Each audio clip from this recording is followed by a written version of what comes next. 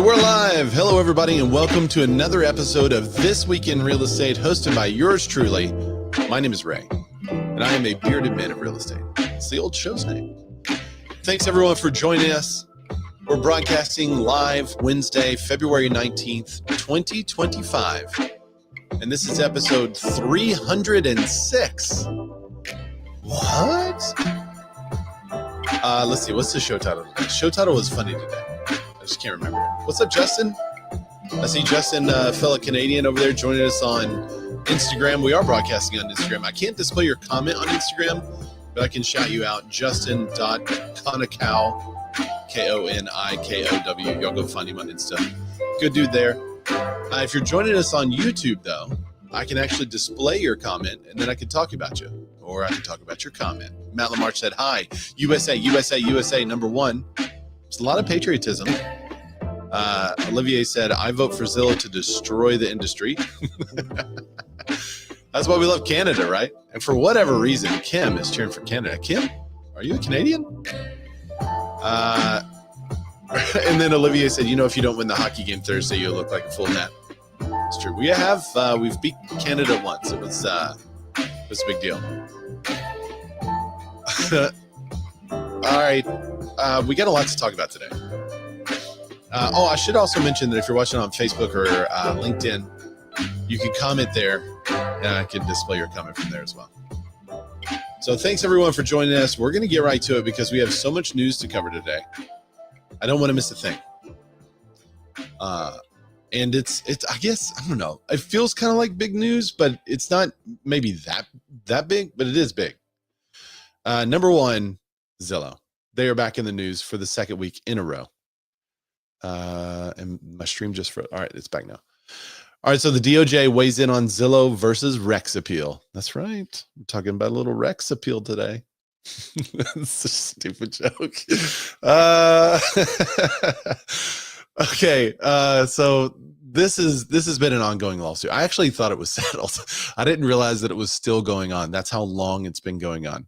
And just to bring everyone up to speed as to how this happened, Zillow became a brokerage. And when Zillow became a brokerage, they joined the National Association of Realtors.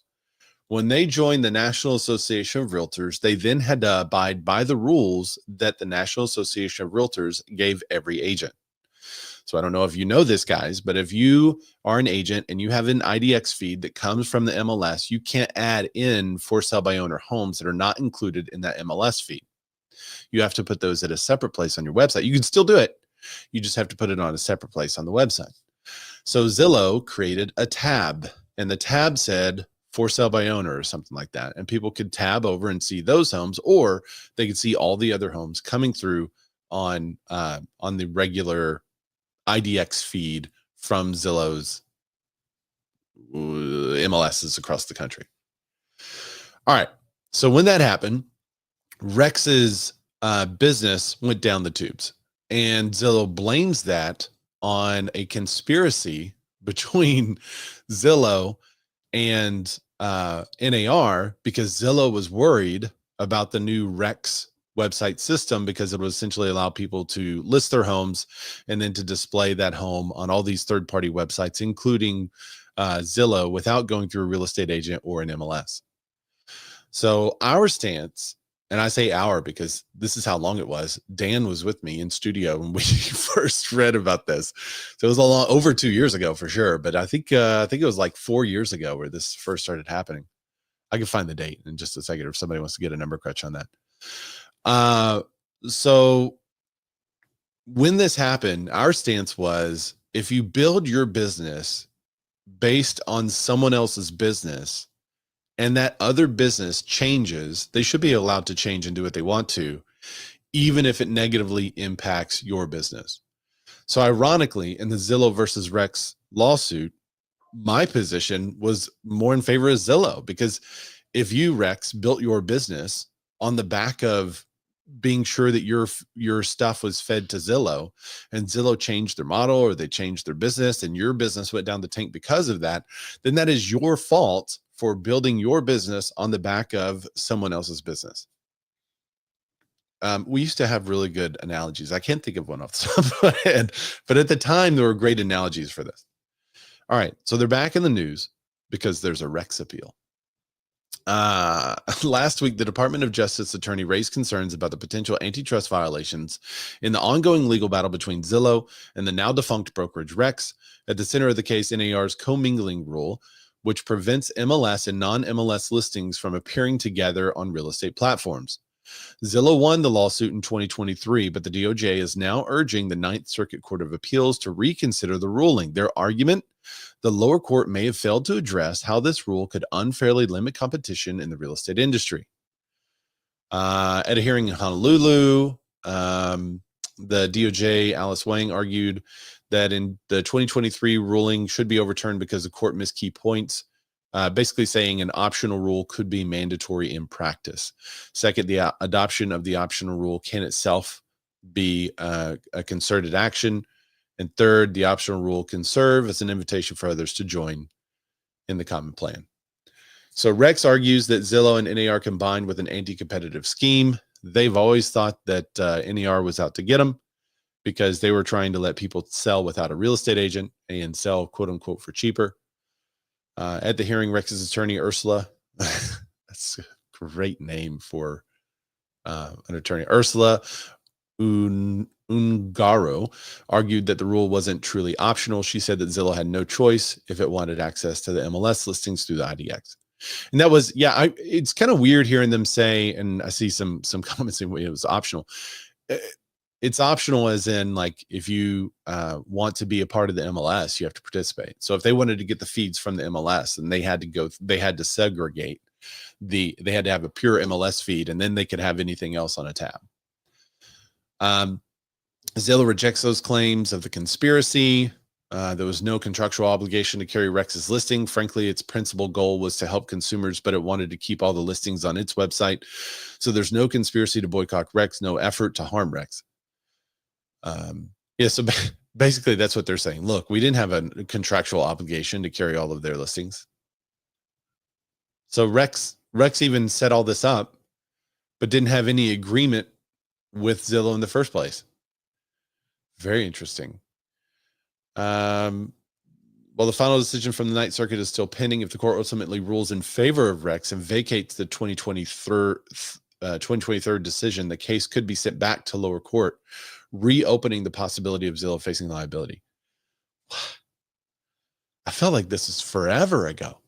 What's up, Matt Lamar says, who's on the gram? There's quite a few people on the gram.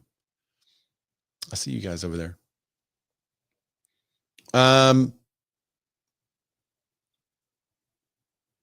That would be crazy for this to be overturned. I feel like it's so long ago. I mean, what's the statute of limitations on them reopening a investigation like this? I guess that went out of the, did that change because of their ability to push back against the NAR settlement? Can they now just look up old stuff and bring it back out? That would be terrible. I mean, how can you ever plan for business if that was the case? Elizabeth Nightingale says, hello from Charleston, South Carolina. Hey, Canada, come get your winter. Yeah, is anyone else snowed in? We've got tons of snow outside today. Well, okay. All right. That was an exaggeration. It's like 2 inches. But it's enough. We got just ice for a long time, and then a light dusting of like an inch of snow. So you can't drive anywhere, basically, until it warms up and melts. You can't go anywhere around here right now. Matt Lamar is everywhere. He's also over on LinkedIn. Super professional over here on LinkedIn. Oh, he's also on Clubhouse. Only the professionals. Yeah, only the professionals on LinkedIn. I just had a quick question about the snow.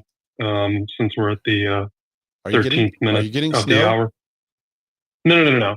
Okay. I just wanted to know: are people in Arkansas like people in Atlanta, where they can barely drive 70 miles an hour when it's 70 degrees, but when it's like, a dusting, they lose their mind? Yeah. Well, it's the worst. I don't know if the snow where you are is like it is here, but the snow in southern states is dangerous because usually the ground temperature is a little warmer than a northern state. So when the northern states get snow and they're like, oh, we've got 12 feet of snow, we're still driving around. Nothing's shut down here. Yeah, it's different because you can move your snow out of the way. Wind can blow your snow. That's why you'll have snow drifts up there. We don't have snow drifts.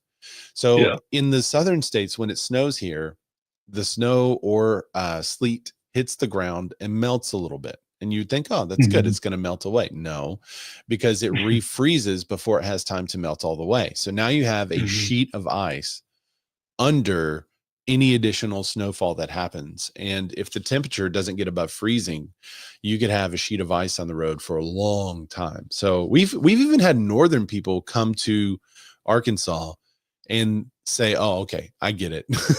At the first snow, we were like, oh, we're just going to go to the store. It's no big deal. Why isn't everyone going around? And then they wind up in a ditch up the street and they're like, all right, I see now. And it's not because we don't clean the roads. It's just, you can't keep up. There's no way to keep up with all the ice and stuff that's out there. So, you know what drives me crazy about Arkansas drivers is a little bit of rain. Rain, and they're sliding all over the place, and they're not realizing it, that it's bad. Snow, usually just everybody stays inside, so it's not so bad. That's how they are in San Diego too, Ray. It's like, get off the road. You guys have no clue what you're doing. No, in San Diego? No, when it rains. We used to when it rains. I was like, what? No, we used to get snow because we lived at 3,400 elevation. Wow. So we used to get snow too. But the rain, I mean, everybody's all of a sudden going from 80 down to 25 and white knuckled and paying attention. They're not doing their hair and reading a magazine while they're driving. Good grief. Well, I also don't know why people slow way down when it's pouring rain and they turn on their flashers.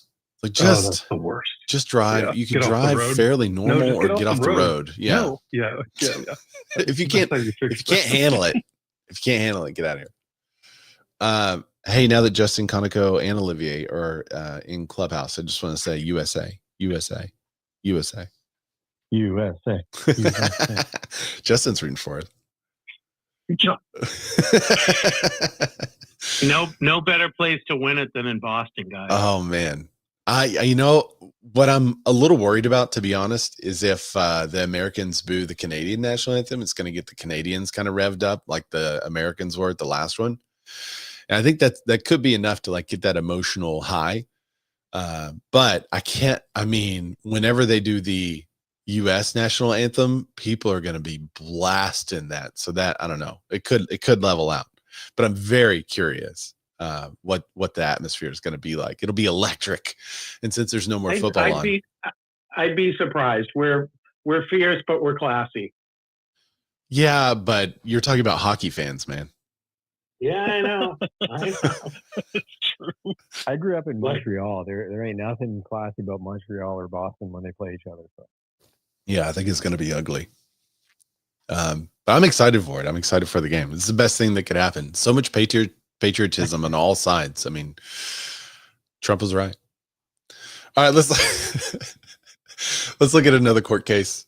Judge is surprised and confused by a buyer's ask in a commissions case. All right, what do you think it is? If you're watching the replay, pause and drop it in the comments. What could surprise and confuse a judge with a buyer's ask in the commission case?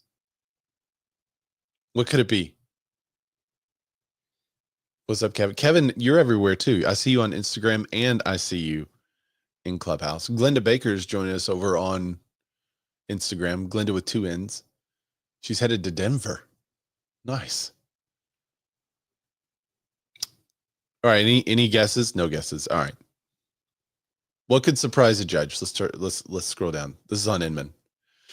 A federal judge denied a request from Homebuyers plaintiff to add a state law claims to their antitrust complaint in a court hearing Thursday.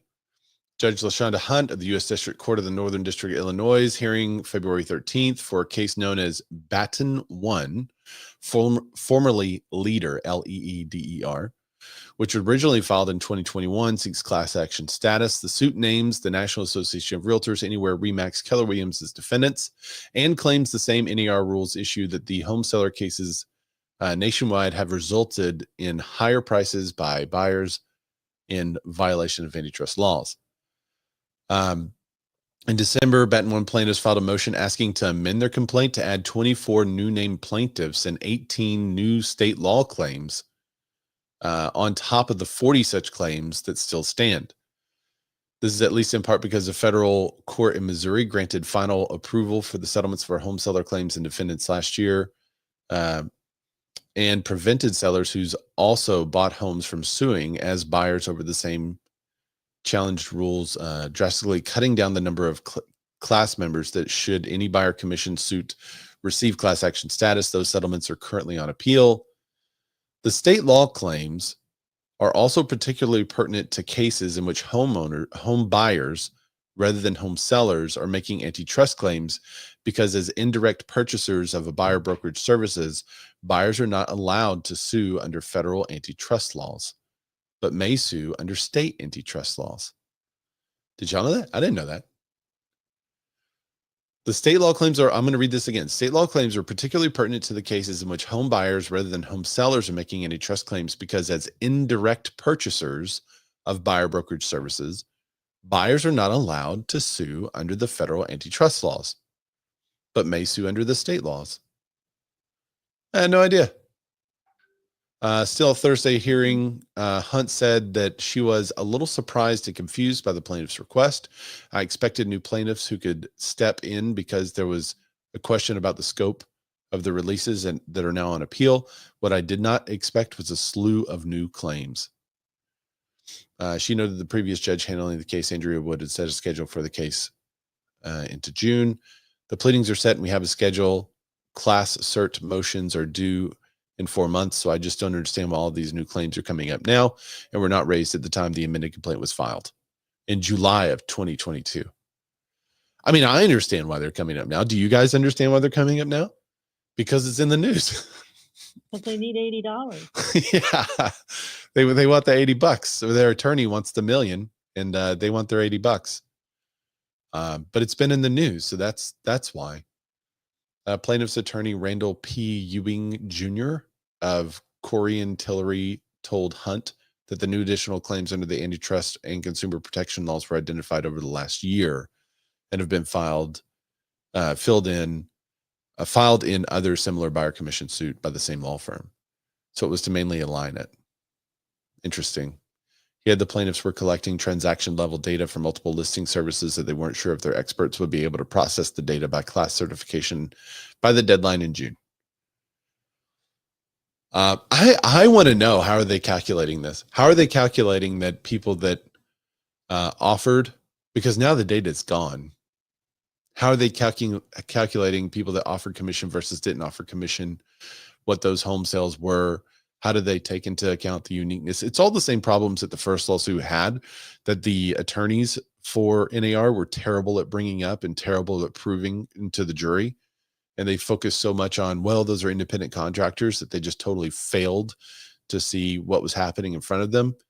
So I don't really have a lot of faith in in the current situation. And I'm curious to know what the settlement will be this time, or if there will be another settlement. It seems, particularly if they're not going to be permitted to add new claims, which we feel strongly about, that all this seems to do is proliferate the amount of discovery that needs to be taken case by case, defendants in advance, and class certification briefings scheduled for 4 months from now. They're basically saying you're trying to add all these people now, but it's too much work to do in the time frame we have. So we either need to move the time frame or not allow the people in. Let's see. So it doesn't look like they'll be let in. What was the... Wait, it says at the top if she denied it. I think she did deny it. It denied a request from homebuyer plaintiffs to add other state law claims. So it has been denied. So I wonder what's going to happen with those claims now. Are they just going to get wrapped up into whatever the settlement becomes, and they're not named defendants? So if you're in a class action lawsuit and you're a named plaintiff, then you get more money. So I guess that could be what they're doing. They're saying, well, if I can get more money out of it, then let's go ahead and you can name me. What's up, Kevin? Kevin says, what's up, everyone? Happy Wednesday. Let's see. Olivier said they got 2.5 feet of snow in the last 4 days. What? And I'm making sure I didn't miss anything. Okay, I didn't. Just weather reports. Thanks for the weather reports in the comments, guys. Okay, so it looks like they won't be added to the class action lawsuit, but does that mean that they could add into another one? Does that mean that they just are the unnamed plaintiffs that will be joining the class based on the dates and everything of their sales? And if that's the case, I mean, I guess that's kind of better for NAR. Or I wonder if it even makes a difference. Any guesses at how much the settlement will be this time around? I mean, I thought it was over. I thought I thought we were done with all this, and it's kind of disheartening to see that this one is still going. And because the other one won, they actually have a precedent to say, well, the other one won, so we should win too. It would really be crazy if they decide to fight this one and not settle, and NAR winds up winning it. I mean, that's going to make so many people mad because they've had to pay, and brokers have had to pay millions and millions and millions, sometimes billions, altogether for these settlements. And if they wind up winning one of these things, I can't imagine. I can't imagine the internal discussions. All right. We have an update on the Alexander brothers. It's not much of an update, but we have been following the case, so I thought I'd bring it up. These are the alleged lowlifes that were, how do you say it to get around the censors at YouTube?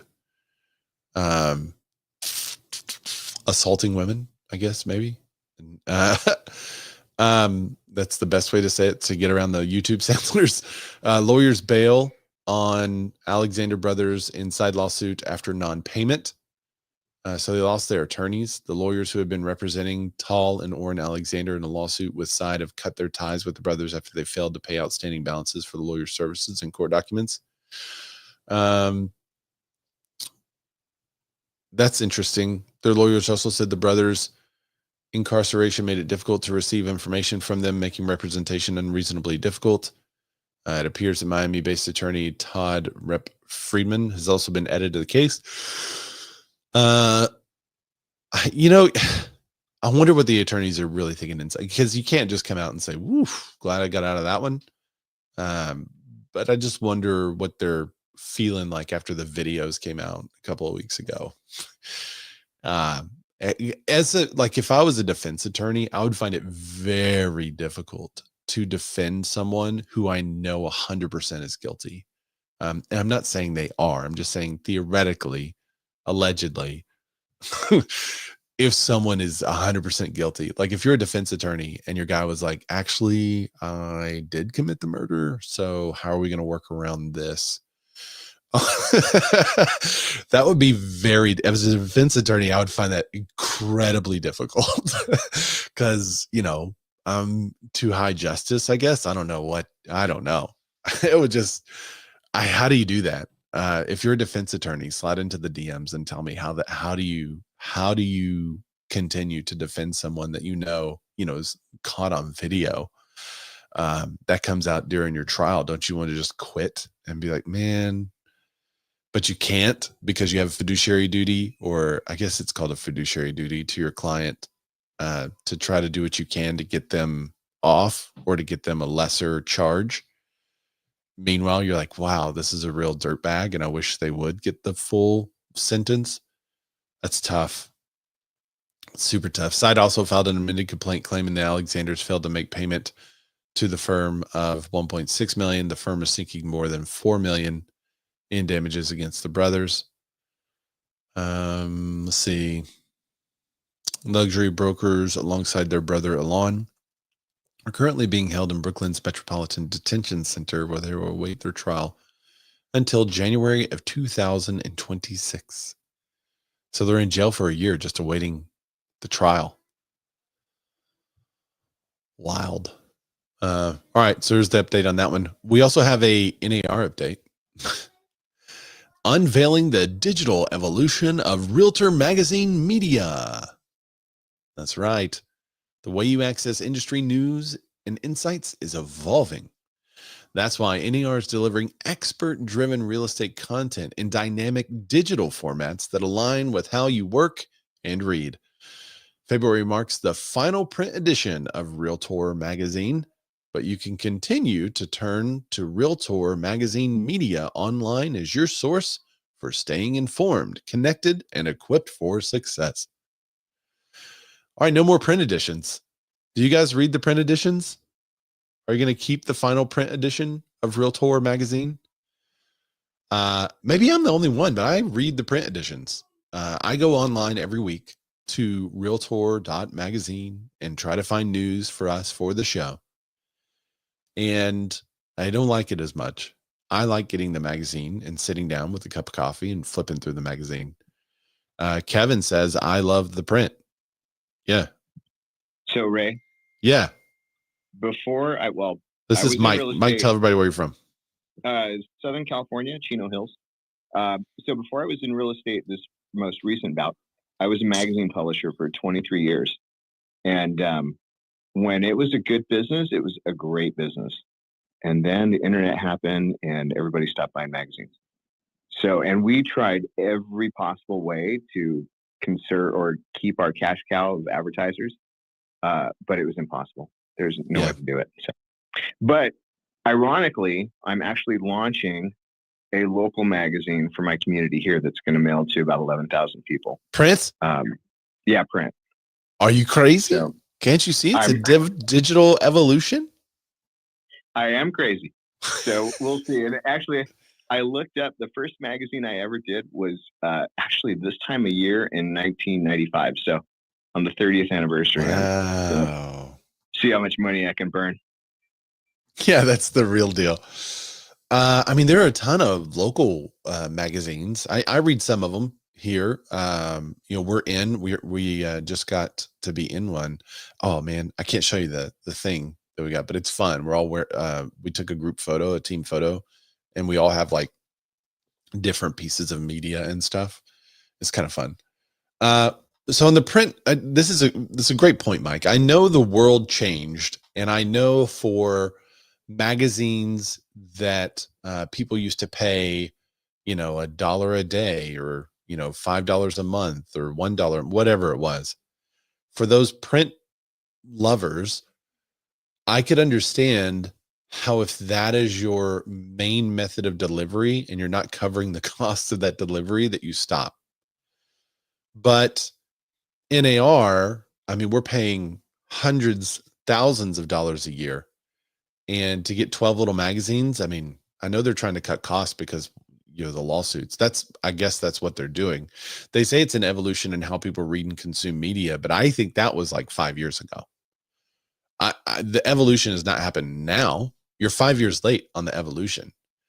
And what I think they should do personally is not publish their own digital media. And if they try to do one of those PDFs with a special reader where you have to hit the tab and it's like turning the page, that's going to be terrible. Don't do that. But what I think they should do is partner with things like Apple News and put their magazine, quote unquote, into Apple News, because I've really enjoyed that reader. I'll sit with my iPad and look at some magazines and stuff I've subscribed through Apple News, and I like it. And there's different things you can do on it, different features that the magazine has. You can have interactive articles and videos, and it's just it's a nice experience. And, better than 70% of the people would be able to take advantage of that experience. And then you could have a web-based format for everyone else on Droid. So I think a print version that is turned into digital is a terrible idea. Just posting articles on your website like Inman or Broke Agent Media or some of those general news outlets, that's fine, but that doesn't answer the problem of sponsors. I assume, I thought the magazine was paid for by the ads in it, and maybe they're just not getting enough people to pay for the ads that pays for the magazine. But there were always lots of ads and stuff in the magazine.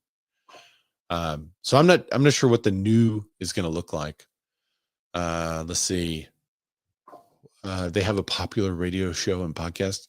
Does anyone listen to the NAR podcast? Drop in the comments if you listen to the NAR podcast. I want to know. Steven Johnston says, I didn't even know there was a magazine. If you pay your dues, Stephen, they send it to your house. You didn't even have to ask for it. They just send it. Teresa Benny says, I'm an OG and read the print. There you go.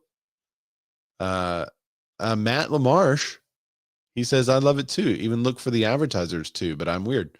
I think a lot of people are going to be like, what? Why'd you take away the print version? Matt's over sniping on Facebook. Who's on Facebook? I thought everyone said it was dead. I always thought it was too big and sticky to fail. Ooh, sticky. All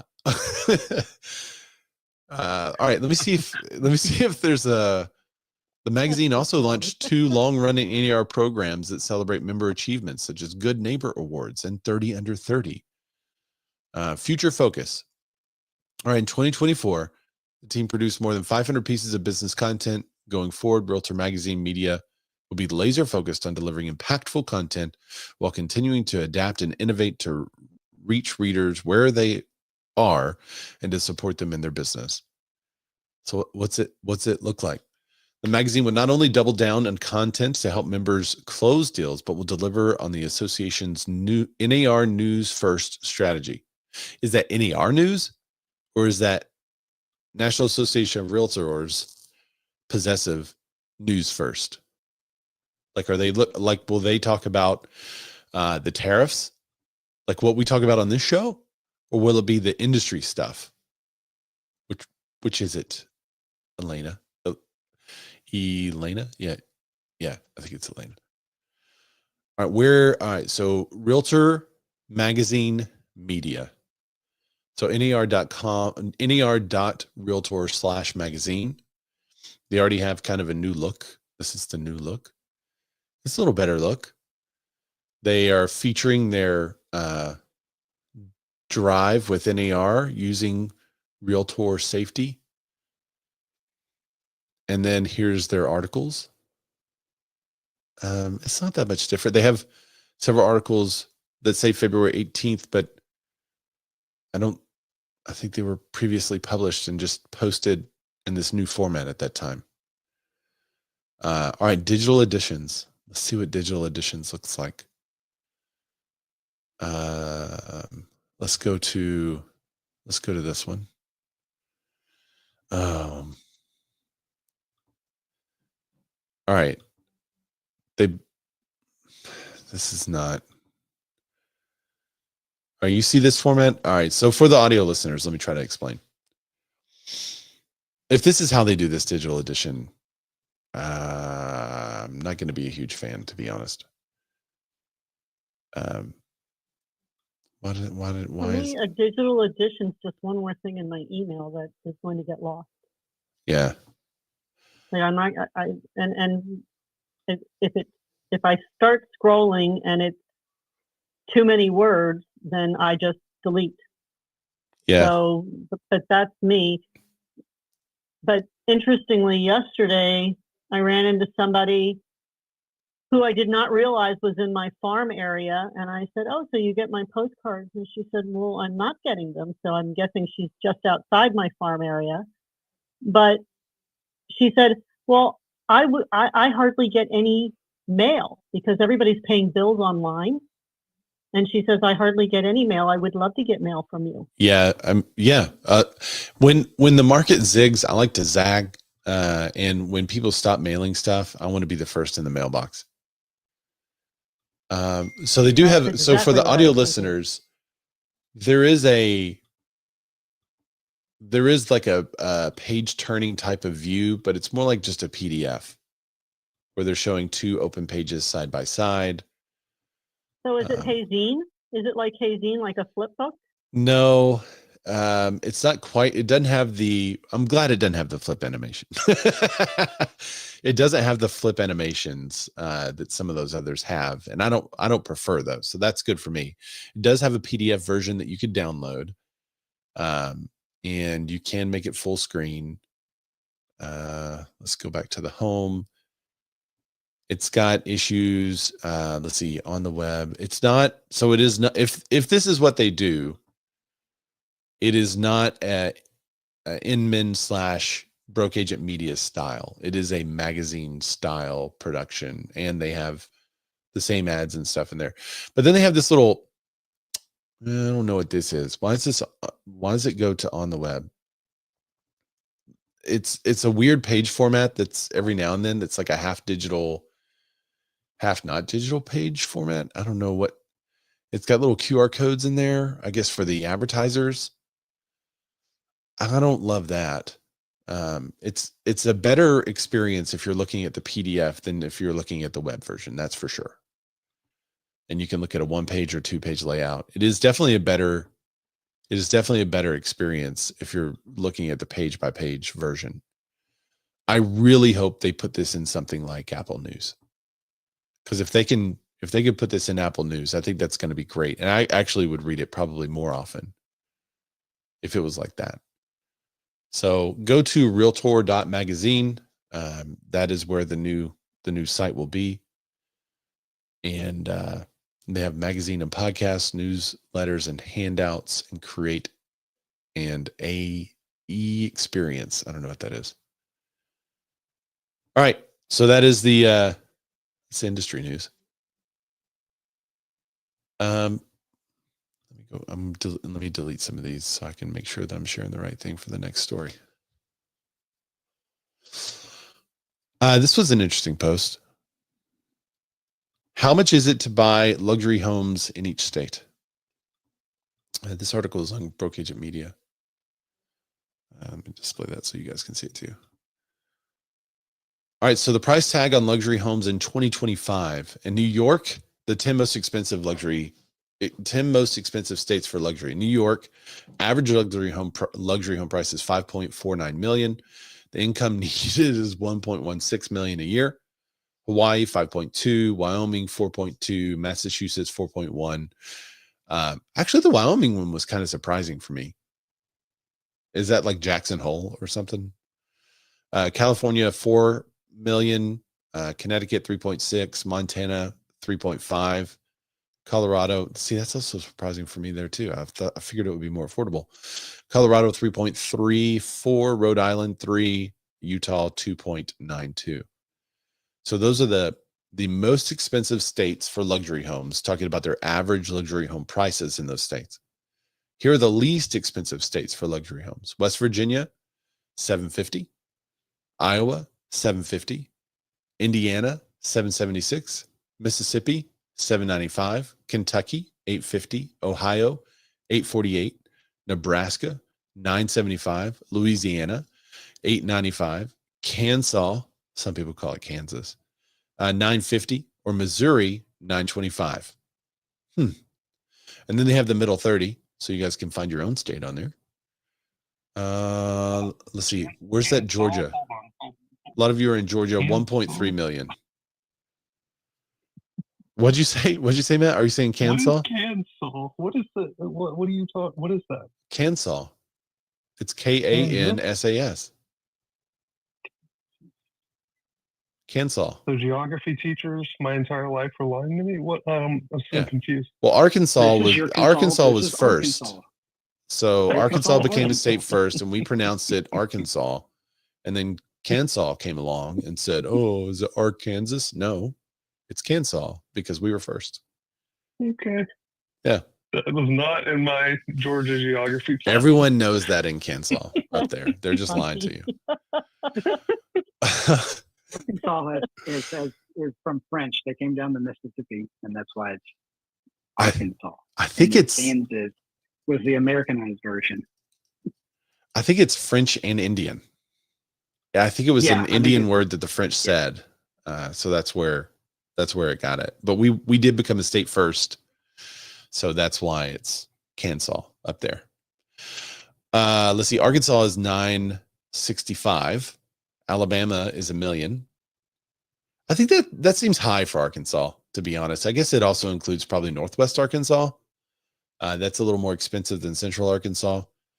But I would say in Central Arkansas, we're probably closer to the 750 number as far as luxury goes. For $750,000, you can buy an absolutely phenomenal home. I actually just listed one. Absolutely phenomenal luxury home for $750 here. $850, you're getting all the bells and whistles. $1 million is like just buy whatever you want. So it's a really interesting article. Be cool to send around to your people, see what they think. Stephen doubled down. I never got one for real, talking about the Realtor magazine. All right, the next article. HUD to lay off approximately 4,800 employees under the Trump plan. How are you Doge guys feeling now? The U.S. Department of Housing and Urban Development will eliminate half of its workforce as part of the Trump administration's latest effort to reduce federal cost. HUD, which supports housing assistance, fair housing practices, and community development, currently employs approximately 9,600 workers, according to the website. HUD employees were asked to justify hundreds of the agency's contracts on Monday using a spreadsheet where the workers would indicate whether the contracts involved diversity, equity, and inclusion components or if the contractor was competent. That's literally what the article says. I didn't say that. I want to read that again. HUD employees were asked to justify hundreds of the agency's contracts on Monday using a spreadsheet where workers would indicate whether the contracts involved diversity, equity, and inclusion components or if the contractor was competent. That was according to NAR's report. Oh goodness. The request left workers wondering if they would be the next downsized by the Department of Government Efficiency, DOJ. On February 11th, Donald Trump ordered federal agencies to begin large-scale reductions in force. February 11th is one day after February 10th, which was the cutoff date for early for people to basically take 8 months of pay and benefits to step out of the government, which I think I don't want to get the number right, but I don't want to get the number wrong. But the savings alone from paying those folks, it was something like 100 million or maybe $1 billion. It was a crazy high number whenever they said it, and I was like, whoa, which makes sense why they're doing what they were doing. Still half of as a percentage, still only half of what President Clinton did during the 1995 layoffs. But the HUD layoffs are part of a broader wave of federal restructuring this week. The Consumer Financial Protection Bureau, CFPB, saw major changes. Nomination of Jonathan McKern as director on Tuesday, and the shutdown of several of the bureau's functions. Additionally, as part of the cost-cutting measures led by Elon Musk, who was tasked with overseeing DOJ, $12 billion in real estate loans tied to commercial mortgage bonds are now at risk. Officials aim to downsize the federal government's real estate involvement by as much as 50%, targeting office spaces with record high vacancies. Scott Turner, a former Texas representative and NFL quarterback, was confirmed as HUD secretary last week. Turner's pledged to expand Opportunity Zones program. Have you guys seen much of a benefit from the Opportunity Zones?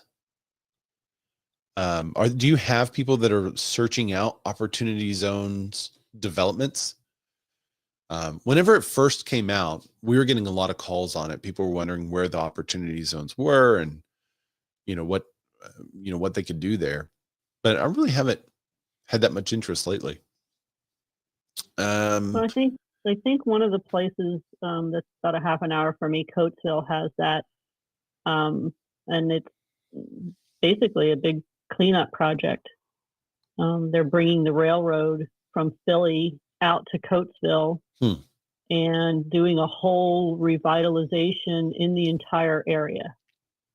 And they're predicting that once the railroad actually comes out that far, that housing prices in Coatesville will skyrocket, whereas right now it's one of the lowest places to buy a house. Interesting. One other sentence on here, they say easing zoning restrictions and fees to boost affordable housing. It says to boast affordable housing and impose work requirements on recipients of Section 8 housing vouchers. Wow. There's a lot of Section 8 investors that we know. I didn't know that there weren't work requirements on Section 8 housing vouchers. Somebody in the comments, Jacqueline Lechner, Lechner, said, so reduce the workforce while committing to expand services is interesting. Why not repurpose the 4,800 instead of letting them go? Well, because then you don't get the cost savings, Jacqueline. I mean, the whole purpose is to be more efficient and do more with less, which repeats exactly what Clinton and Obama both said as they did similar layoffs and trying to increase efficiency for the government. So, I mean, I don't mind it as long as they're increasing the efficiency. I think what they're looking to do, as described by some who are close to the situation, it's fun having the show because I get calls from people that I don't expect to get calls from people, and I got calls from some people on the inside. And from what it looks like is happening, is there's three main things. One is, and this is just kind of my ray of phrase of what I was told. One is cutting the waste, cutting the cost, right? So that's kind of all the same to the end goal. Redundant people, redundant functions, they're trying to cut as much of that out as possible. Number two is they want everything to run more efficiently. So if there are duplicate entries of things, they want to figure out how to not do the duplicate entry. If there are policies in place that make something take longer, like there's an extra sheet of paper that they have to produce because this extra sheet of paper tells you the race, color, creed, religion, gender of this person, so that they can then identify if this person deserves the contract because of those factors, or taking those factors into account. They're getting rid of that extra work, extra piece of paper, extra layer of bureaucracy, and trying just to award contracts to those that are doing the best job, which would also increase efficiency. And then the third component is they're trying to see in all of the processes that currently exist, what processes can be replaced with computing. Where can AI go in with a understanding of what's happening and help someone be way more efficient with the use of AI, with the use of computing. So that's my ray of phrase of what's happening. But it seems that at HUD, that goes in line with this article as to what they're saying is happening over at HUD and the CFPB as well, where they're trying to do more. Yeah. They're trying to expand those services while at the same time cutting waste, cutting redundancy, and expanding the use of computing and AI to do the job that somebody else was just sitting there clicking around doing themselves. What were you going to say, Andy? Yeah, so the VA is obviously affected by this. And this is the same thing for everybody. Basically, that when they started cutting people, now there's certain jobs, especially in the VA, like the disability raters, they were not allowed to take the buyout or taking any cuts from personnel, from what I understand.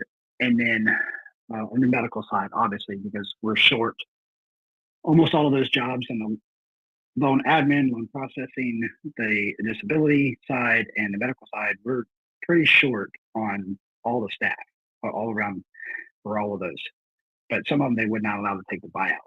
Now, there's some people who have been there at the VA, say 10, 15, 20 years, and maybe they just did a lateral move to a different department. When they did that lateral move, they then become probationary because they are going to a different position, or either it's the same position, like they went from a normal worker to a trainer, or a worker to a team leader or manager. Okay, if they're probationary, those probationary people, as far from what I understand, all of those probationary people, no matter how long they have been there at the VA doing a very similar job, are the ones that are being let go. And that's a problem, especially when you talk about some of these positions take a while to get used to. And even on the benefit side, if for a benefits rater to do the ratings for disability, that's a 3-year training process. So you're in probation for 3 years. And if they're letting those folks go, and my understanding they may not be, but if they're letting those folks go, then when they do have to start hiring back, they're going to have to restart that training over, because you're likely not going to get the same person back. Yeah. So they are trying to cut out redundancy in the workforce, but in some cases where you don't have enough people there anyways, I'm not sure why they're cutting those people, but that's my understanding of how things going from the people I've talked to that are on the inside.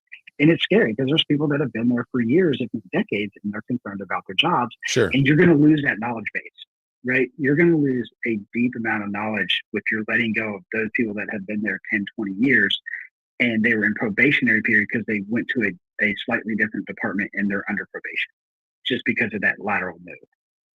Yeah, that's interesting. I know we'll see how it goes. I'm kind of for it, to be honest. You know, I think there's probably a lot of what they were doing that can be done by other things. I think there's other solutions. I also think that some of the training and training requirements are crazy and it can be expedited as well. But I do agree to an extent. But there are some things that you can't lose that knowledge database. You just can't. You lose people. I know for the Atlanta, I just heard today the Atlanta main person for Atlanta has resigned, and he has 38 years in. He did 4 years apparently in the Marine Corps and then did 34 years of service. He had to let go of a bunch of probationary people, and then he quit himself because of the stress of doing what he had to do. Yeah. I think there's also some ideological differences. There could be that are sending people out the door as well. And that's, this administration is not, what's the word I'm looking for? They don't care. They don't care. They don't care. They, if you have an ideological difference, they're like, we'll see you on the way out. And I think, you know, think about it this way though. I understand why.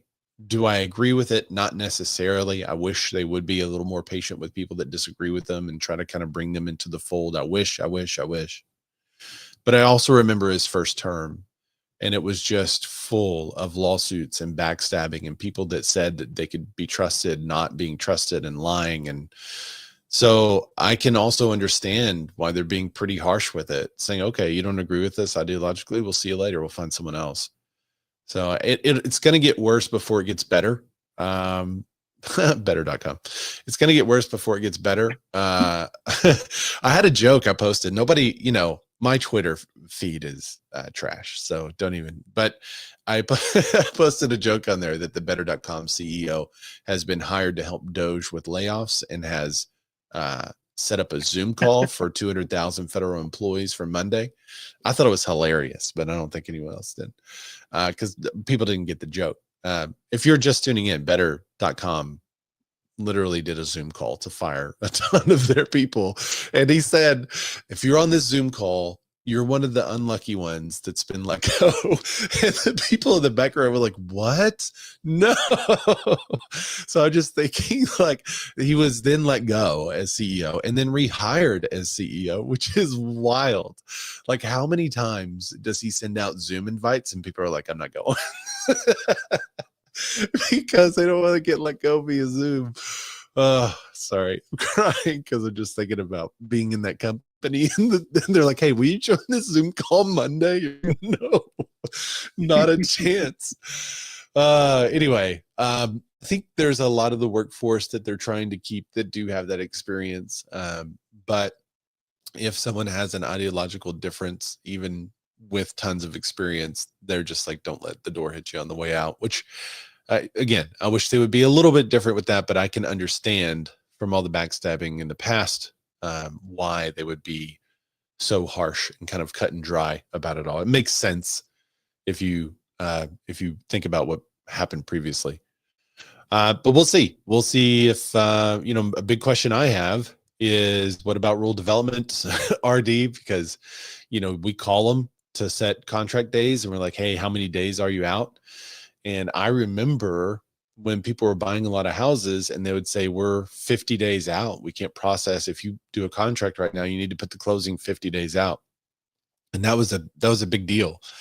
So then I remember when they got caught up and they were 25, 30 days and it was like, oh, sweet. So if there's a lot of those people that are let go and they don't immediately put into process the systems that will replace those people, then that could really gum up some transactions for us. So we will see what happens, but we'll be reporting on it every week. All right, let's look at Pasadena. Pasadena. Oh wait, hang on. Wait, hang on. Let me get to Kevin.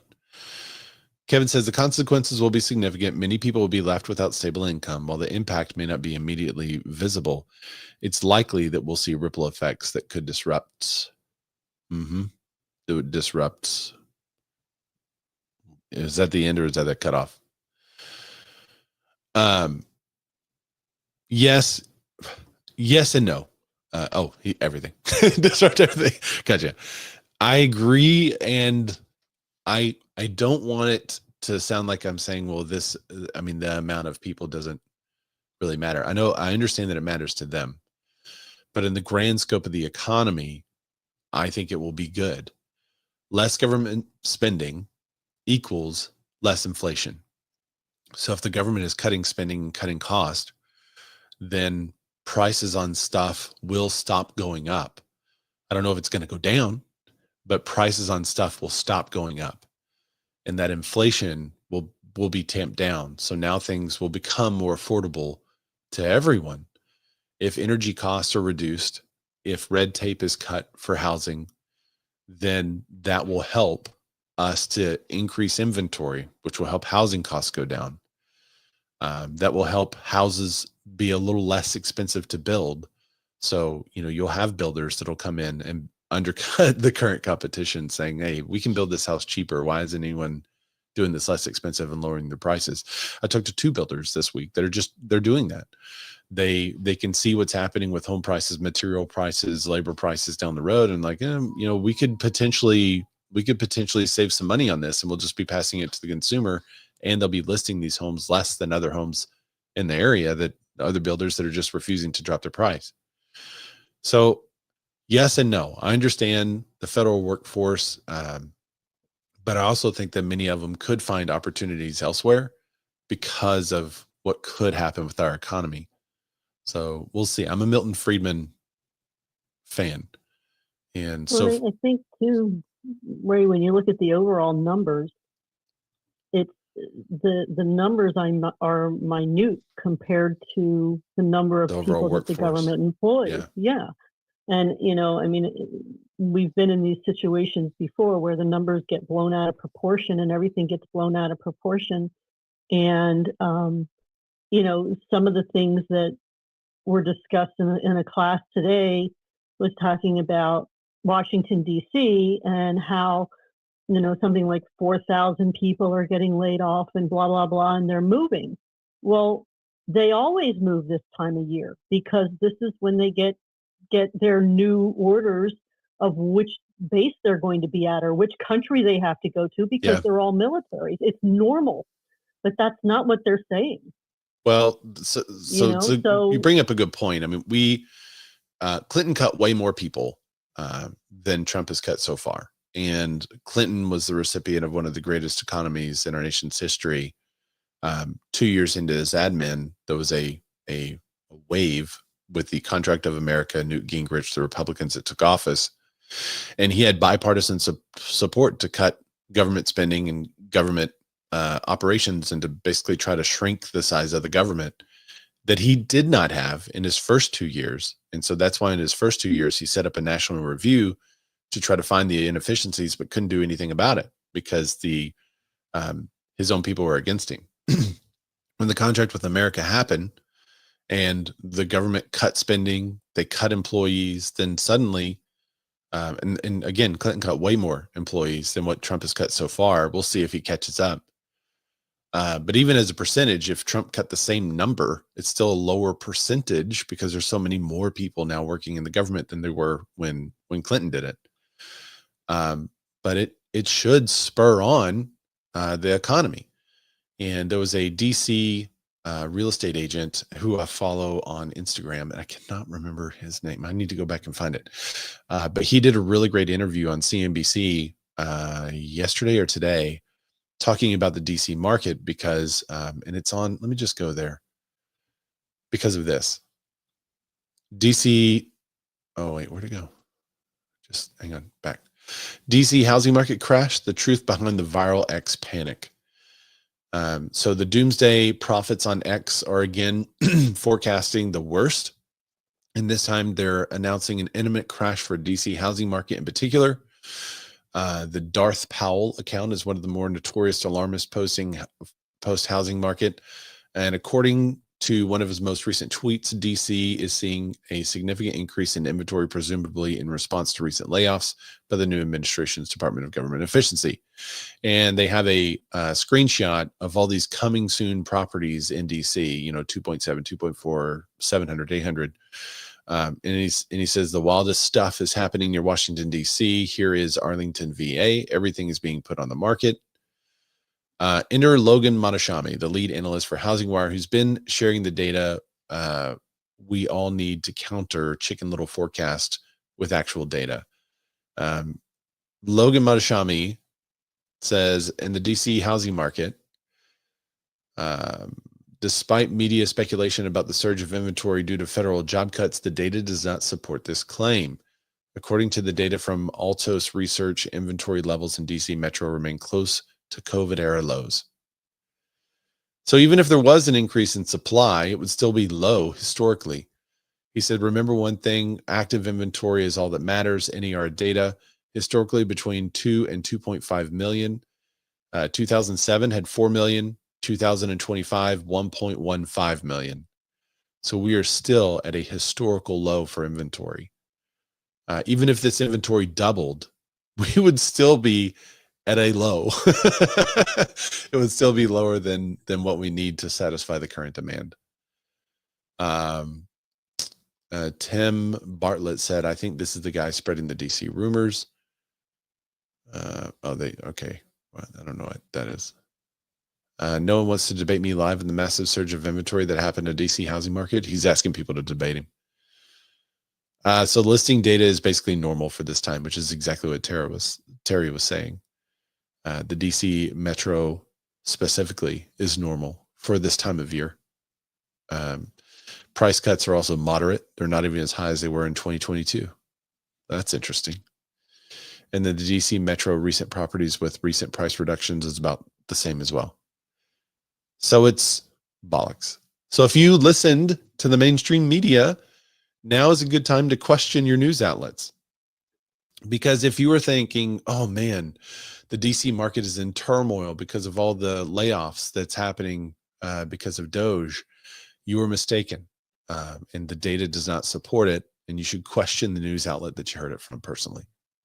And if you're not doing that, you're just not doing your due diligence. And as an agent, you should reconsider giving advice to your clients. Just saying. The other thing that happened, they talked to someone else. It may have been Dana Orlick,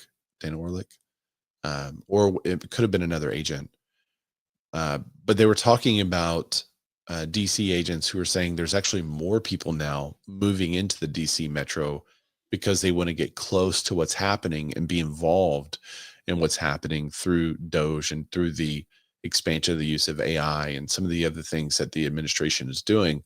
So they're having a lot of people that are moving to DC for that. They had a lot of people that are not moving to DC anymore because the job they were moving to DC for no longer exists.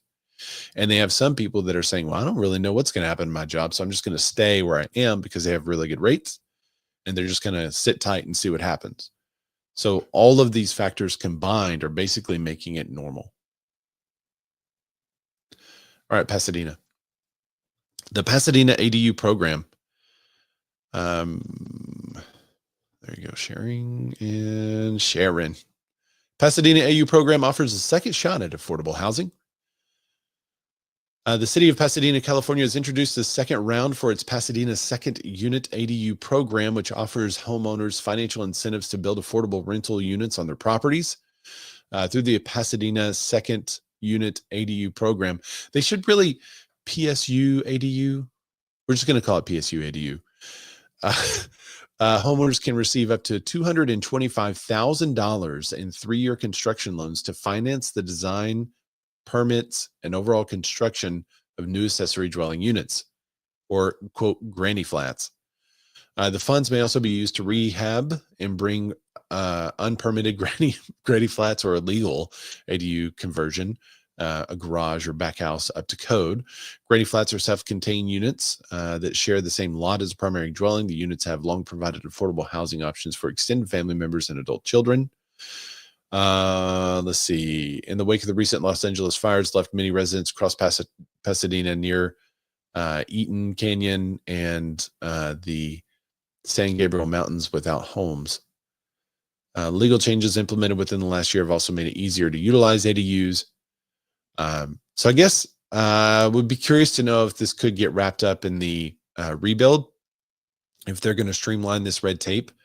And so when someone rebuilds their house in the areas that have been affected by fires, are they going to streamline the ADUs too and the second homes in those areas? Really interesting. $225,000 in a 3-year construction loan to finance the design, permits, and overall construction of the new accessory dwelling unit. The reason why it's a 3-year construction loan cost is it may take that long to get it built. My buddy that does some construction over in Cali said that it could take, in some cases, 2 years for those things. Is that just because of the fires, or because when we were there, bureaucracy? Yeah, that was the worst thing. And if you used their plan, like if you used an already approved plan, then they streamlined it for you. Yeah. Oh yeah, and it was so much cheaper. But if you were trying to come up with your own plan and your own whatever, it could take 2 years just sitting there. And each year you had to put another $100,000 down for them to hold your spot. Yeah. Just to get approved. Squashes your dreams a bit. Oh yeah. January, it's bringing more homes for sale than were bought. What? January brought more homes for sale. Few were bought. I thought you said, Logan Matashami, that we have low inventory for what's happening. What's the real story? Pending home sales in January fell to the lowest level on record.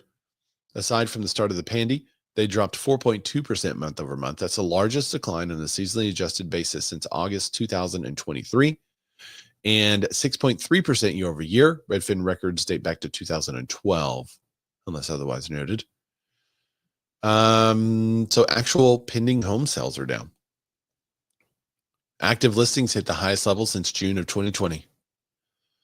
Wow, active listings really did get down during the COVID stuff. Look at that.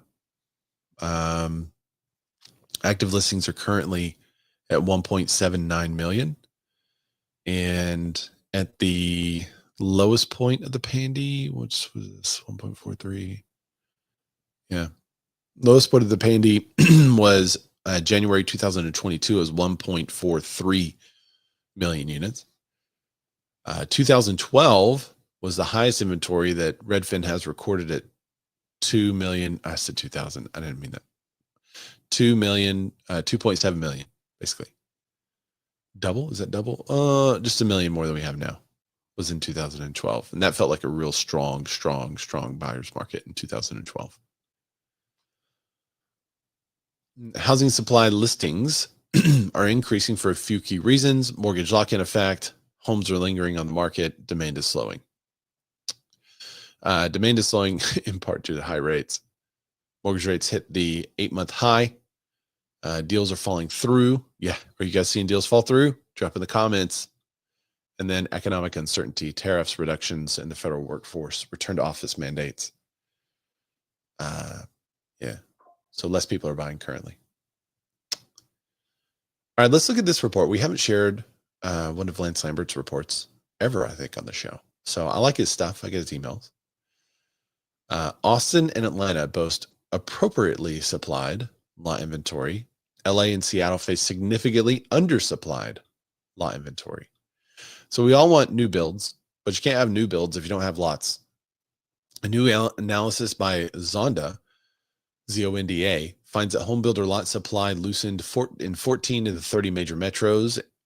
Let's see, housing markets like Atlanta, Nashville, and Orlando experienced some of the most significant year-over-year loosening of lot supply. But despite mild loosening in some markets year-over-year basis, most housing markets still grapple with Zonda's classification of, quote, significantly undersupplied, indicating changes in meeting housing challenges in meeting housing demand. The lot supply index measures the lot supply based on the number of single-family vacant developed lots and the rate at which those lots are absorbed via housing starts. It has 5 groupings. Significantly oversupplied is a plus 125 score. Significantly slightly oversupplied, appropriately supplied, slightly undersupplied, or significantly undersupplied. And we are currently at the bottom with below score 75 at significantly undersupplied. Their new home lot supply index by metro area.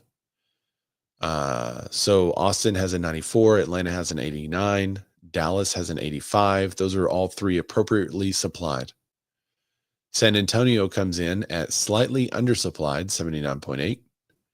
And then significantly undersupplied are, in order, Minneapolis, Houston, Denver, Boise, Sacramento, Nashville, Phoenix, Indianapolis, Portland. And then significantly, it's United States. It's significantly undersupplied as a whole. Let's see, more. Salt Lake City, Charlotte, Orlando, San Francisco, Raleigh, Jacksonville, New York, Las Vegas, Tampa, Riverside, Philadelphia, Seattle, Washington, D.C., Baltimore, Los Angeles, San Diego, and Miami. Miami's the worst, 11.1. The best significantly undersupplied is Houston at 69. Nice. Shift in Zonda's new home supply index between Q4 and Q4 2024. I'm not going to go through all this. It's good data. Zonda's new home lot supply index for the nationally aggregated U.S. housing market. So nationally, we're sitting at 60.8, which is significantly undersupplied. We were slightly undersupplied in 2016 through 18, and then it went down from there.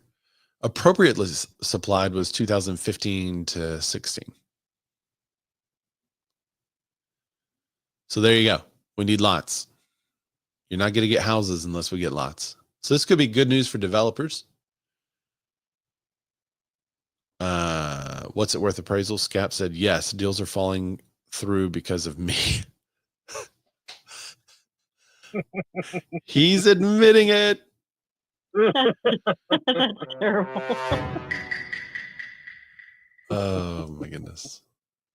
So they just had their big push here in Pennsylvania for land conservancy and, tied up a whole bunch more land in conservancy that now can't be built on for another 100 years until it runs out. That doesn't sound like a good plan. They do it here all the time. Ain't nobody got time for that. Y'all can go to Zonda, by the way, and see the full report on that thing that we just went over. ZONDA home.com. All right, we have 4 more articles. I'm going to get to it fast because I know we're over on time a little bit. Jeremy, Dan. Let me get the. Okay. Less than 1/3 of U.S. home purchases were made with cash in 2024. That's a 3-year low. Just had this conversation with a client yesterday. They said, are people still buying in cash? I said, some, but not as much. I wish I would have read this yesterday because I could have said, yeah, it feels like a third. Just under 1/3, 32.6% of U.S. home purchases were made in cash in 2024. That's down from 35.1 the year before and the lowest since 2021. But what is normal? You may be asking, because we had a time in the Pandy years that it seemed to escalate, and it did. If you look in January of 2021, it was only about 26.1%, and then that went up to at its height 2023 at 35.1%. Now we're down to 32, so we're still high. It's just down from last year. So there's still a lot of cash purchases, a lot of cash out there used to purchase real estate.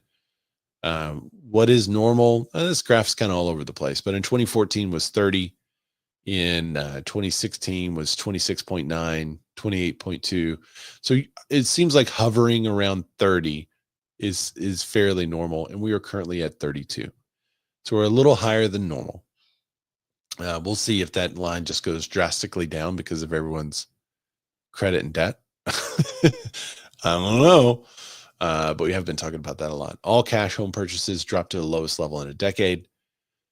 So they were down to 700,000 all cash purchases in January of 2024.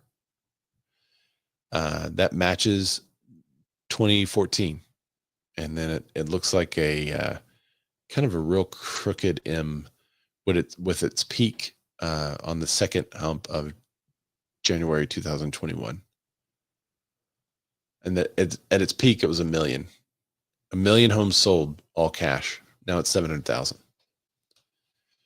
Florida metros recorded the highest share of cash purchases, but the rate's dropping. Metros with the lowest share are San Jose, Oakland, Seattle, Virginia, and Los Angeles. It seems like those are very expensive areas. Then it has a whole list. So go to Redfin if you want to see the whole list to figure out where you stand on all cash purchases. U.S. home prices still grew 0.6%. So despite all the news about people not wanting to buy anymore, home prices are still going up. They're just going up a little bit. U.S. home prices rose 0.6% from a month earlier on a seasonally adjusted rate. Let's see, last month, home prices grew at a quicker pace. Month over month national shows, I mean, we're going up just a little bit. And then it's also got a metro level summary, so you can download that information. The next two articles are kind of key. Weekly mortgage demand drops 6% as home buyers remain on the fence. So total mortgage application volume fell 6.6% for the week, according to the Mortgage Bankers Association seasonally adjusted index. That's significant. Mortgage rates decreased over the week as markets brushed off unexpectedly strong inflation data. Despite mortgage rates declining, mortgage applications decreased to their slowest pace since the beginning of last year, said Joel Kahn. He's the MBA economist. Applications to refinance a home, which have been on the rise, dropped 7% for the week, were 39% higher than the same week a year ago. Applications for a mortgage to buy a home fell 6%, but were 7% higher than same year last week. Or yeah, same week last year. So we're still higher than last year. Some say it's a buyer's market for many. Home buyers say it don't feel like it. It's worth noting that the picture looks different across the areas of the country, as we know. But the months of supply of inventory is currently at 3.7%. It's 3.7 months, I'm sorry. Sales are slow. We know the pending sales fell. Listings are sitting longer for 56 days. Price growth is slowing. More negotiation is possible and deals are falling through. So what does this mean for you as agents? Is it getting easier or is it getting harder? Our thumbnail said that the easy button, that there's no more easy button. And showed a picture of a shattered easy button. So drop in the comments. What's happening in your area? Is it getting easier or is it getting harder? Gary Keller chimes in. And he says, the agents must accept that easy deals are dead. So given all the factors that we just talked about the economy, from how much it costs to buy a luxury home in every state, to federal employees being laid off, to the uncertainty about the market, what's going to happen with rates, what's up with supply, why is it going up, but the number of buyers aren't entering the market, why did rates, it's kind of volatile, it's going up and it's going down at a pretty rapid pace, and people seem to be just sitting still. The buyer's market that it is, does it feel like a buyer's market to many? And in some situations, it's a seller's market. But there are no more easy deals. Gary Keller said that you need to accept that the easy deals are dead. He said this was at the Keller Williams family reunion. He said that's their big franchisor conference. The past 5 years have been a roller coaster for the real estate industry, record low rates, and this is their historic rise. Agents and consumers grasping for more semblance of stability. He said, although the future is hazy, Keller Williams co-founder Gary Keller told agents in the franchisors annual family reunion conference on Tuesday to stay calm. I feel like he's been saying that forever. The fluctuations in mortgage rates and home price growth and other key indicators are expected as recoveries are rarely linear. He said, quote, "It's not getting progressively better right now." And that's what's interesting, is that people keep expecting it to get progressively better. If you go back and look at history, when you get into a trough like this, it typically takes 3 to 4 years to get out of it.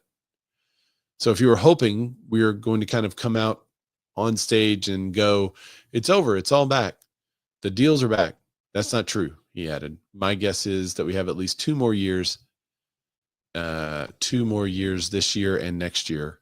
That's just a guess. I mean, it's a fairly good guess. It matches our prediction. Keller said for 2025, home sales will likely hit 4.2 million, a pace that it's slowest since 1995. Home price appreciation has slowed too, but that shouldn't alarm any home owners and home sellers. 4% is the expected appreciation rate of real estate over time. Right now, you're at 9.9%. He said if you had no appreciation for 2.5 years, you'd be at the trend line. That rarely ever happens. So slowing appreciation enables more homebuyers to participate in the market. That matters to us because, this is another quote, that matters to us because that means homes are trending towards affordability. I mean, between mortgage rates and just the actual price of homes, we're getting to a place where people can afford to buy them. Overtime. I added the overtime part. I think that's the context in which he's talking about. Give real estate time and it all works out, Abrams said. That's see, alongside newbie homebuyers, newbie agents need some encouragement too. Abrams and Keller said, although transaction sides have declined, transaction volume remains robust, meaning there's opportunity to do fewer high price deals if they're willing to do the work. I don't know. What do you think? Easy button or no? Oh, someone said we're the best stream. Thanks. It's certainly not as much fun as it used to be. Real estate? Yeah. I was in this group text with a bunch of really great creators. Kevin says he's trying to rally the troops to make up their money. He cost us. Go out there and hustle harder. He's not my guru. Are you saying that when he got up on the stand and said real estate agents are 1099 employees and he shouldn't have to pay? Are you saying, Kevin, that that's not a plea that a jury loves to hear? Is that what you're saying? Yeah, that wasn't a good move. I don't know. I was in this group of creators. I think I told this story before, and everyone was kind of complaining about not being able to figure out something. There was a strategy that we were all trying to do. It was very difficult. And in the group, people were just saying, "I can't figure this out. Can't figure that out. You know, how do you do this? How do you do that?" And it just was not easy. And people were complaining about it not being easy. And they were complaining about how difficult it was. And it seemed like there were several that were just thinking like, I'm just going to do something else. And Tom Ferry was in the group text and he chimes in, which he doesn't chime in very often. When he does, it's usually pretty good. And he chimed in and said, the harder it is, the better it is for you to figure it out. Because the harder it is means that somebody else is not going to do it. And I kind of look at the market the same way. The harder that this market gets for the average agent or the consumer, the more opportunity that I have as a competent, incredibly skilled professional to help guide them and make it seem easy, even though it's not easy. I have one of my former clients works with me now on my team. And one of the first things she said after joining was, "This is really hard and you made it seem very easy." And that's our goal. We really want our clients to experience a level of service that's pretty unmatched and almost unnoticeable. And then we like to tell them kind of after the deal, you know, here's how that went down. And I noticed you wanted this and we got this for you. And here's what happened so that you could get it. Because the more I can do to make their experience better and easier, the harder it is in the market, then the more money that we will make, because people will be coming to us for those skills and expertise, and the more market share that we'll start to gain. And when we gain market share, there's another agent out there that loses market share. That's just life. That's how it works. And the agents that lose market share because they're not as skilled, because they're not into professional development, they don't go to the masterminds every week and learn. They're not, reading a book and then actually applying it, plug from a book club. Because they're not doing those things, then they shouldn't stay in the industry. They should go do something else, because they're going to wind up costing their clients thousands and thousands of dollars. So I'm for it. Okay, there's no more easy button. The easy deals are over. So that just means that we need to figure out on a skills level what we need to do to make it easy for our clients anyway. And that I think is the opportunity. Hey, Ray. Wait, Scap chimed in. He said, just don't become an appraiser. Yeah, true. What's up, Jack? It might not be easy anymore, but it's definitely not hard. Hard was, 90 to 120 days on the market averages, and not having buyer agreements so that you had control of your buyers. This isn't hard. We're just in a business where we were on a 10-year run before the pandemic, and things were starting to get a little soft. And then we've been on a 5-year run since. So most of the people in the business probably don't know a different market. Yeah, very true. That's a great point, Jack. Living in Orlando, Rue. What's up, Rue? She says, I love that. It is more challenging because those that stay are worth more. Yeah. Hillary, what's up? Hillary says, preach Ray. Kevin says 100%. I got you, Rue. Yeah, that's a great point, Jack. The need is there. The market is there. The market is there for agents to increase in skills, to increase their reach, to increase in what they do. So the market is there for it. It's just, are agents going to do it? Are agents going to apply themselves and get it done?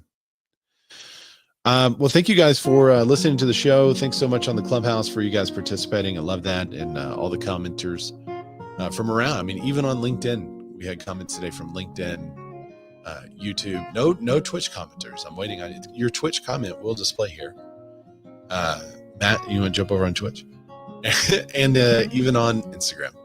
So thank you guys so much for joining us this week. Pick a number. As soon as I can figure out how to make money on it, I will. 5. Matt says as soon as you can figure out how to make money over there, you will.